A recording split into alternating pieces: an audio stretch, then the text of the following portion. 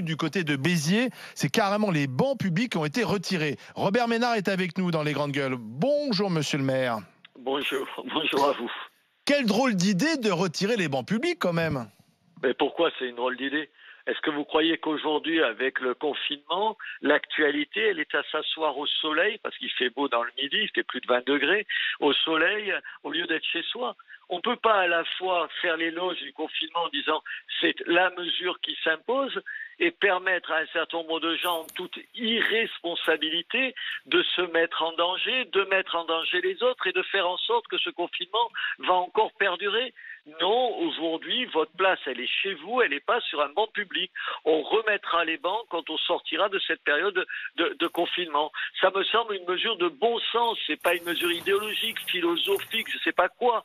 C'est pas de la métapolitique. Mais du coup, monsieur Ménard, moi j'ai une question. Du concret.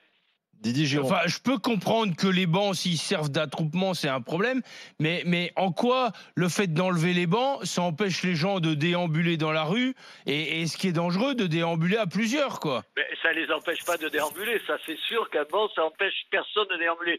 Ça les empêche de se mettre autour du banc à plusieurs et d'y rester au-delà du raisonnable. Au-delà du raisonnable. À Béziers, on a mis en place, par exemple, un couvre-feu. Vous savez, on est une des villes qui l'a mis en place tous les soirs de 21h à 5h du matin. Et malgré cela, parce qu'il fait plus beau, parce qu'on va vers des jours plus longs, où c'est agréable évidemment de se promener à Béziers comme ailleurs dans le Midi, aujourd'hui, encore hier, on a procédé à 1207 contrôles et on a verbalisé 180 personnes, exactement 179.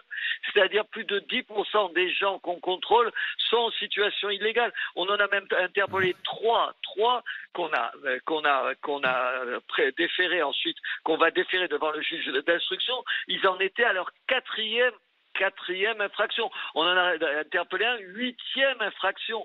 Qu'est-ce que vous voulez? Ces gens-là, c'est des dangers publics et donc c'est aussi ces gens-là qui sont sur les bancs et qui y passent du temps et qui y passent trop de temps. Donc voilà, c'est une mesure, encore une fois, de bon sens. Je n'ai pas entendu un Biterrois qui viennent me dire, monsieur le maire, vous n'aurez pas dû le faire. Les seuls messages que j'ai, c'est oui, les gens nous mettent en danger, on en a marre, parce qu'un petit nombre se comporte mal, que tout le reste soit en danger. Vous ne pouvez pas, à longueur d'antenne, nous expliquer qu'il faut respecter le confinement, qu'il faut porter des masques quand on peut le faire et tout ça.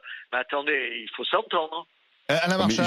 Non, mais justement, Robert Ménard, monsieur le maire, est-ce que vous êtes sûr que ces mêmes personnes qui sont multiverbalisées, vous n'allez pas de toutes les façons, même si les bancs publics ne sont pas là, les retrouver quand même? Elles seront pas sur les bancs, mais elles seront peut-être à l'angle du pâté de maison et puis toujours regroupées à 3 ou 4, quoi, de toutes les manières.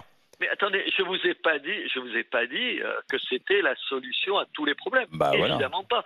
C'est un des instruments qu'on a, de la même façon que de faire contrôler rapidement et toute la journée le confinement, de mettre en place, d'avoir mis en place un couvre-feu. Demain, je l'espère, de fournir aux Biterrois, de pouvoir fournir aux Biterrois des masques en tissu, dont je vous rappelle qu'on nous a dit il y a encore 3 semaines, c'était la doctrine officielle, que ça servait à rien, que ça pouvait même être néfaste. Mais Robert Ménard, on a quand même l'impression que ce sont les images diffusées par les chaînes info et les 20h de TF1 et de France 2 qui poussent certains maires tout d'un coup à réagir. Alors on nous a montré des joggeurs à Paris, donc tout d'un coup Anne Hidalgo a dit oh là là, il faut que je fasse quelque chose. On nous a montré peut-être effectivement des jeunes qui traînent un peu trop tard le soir parce qu'il commence à faire bon, et là tout d'un coup il faut réagir. Et finalement on est dans une surréaction un peu médiatique, alors que, comme le disait d'ailleurs Golnadel tout à l'heure, la majorité des Français, finalement, et alors que c'est une vraie privation de liberté, acceptent ce confinement, acceptent d'être assignés à la maison.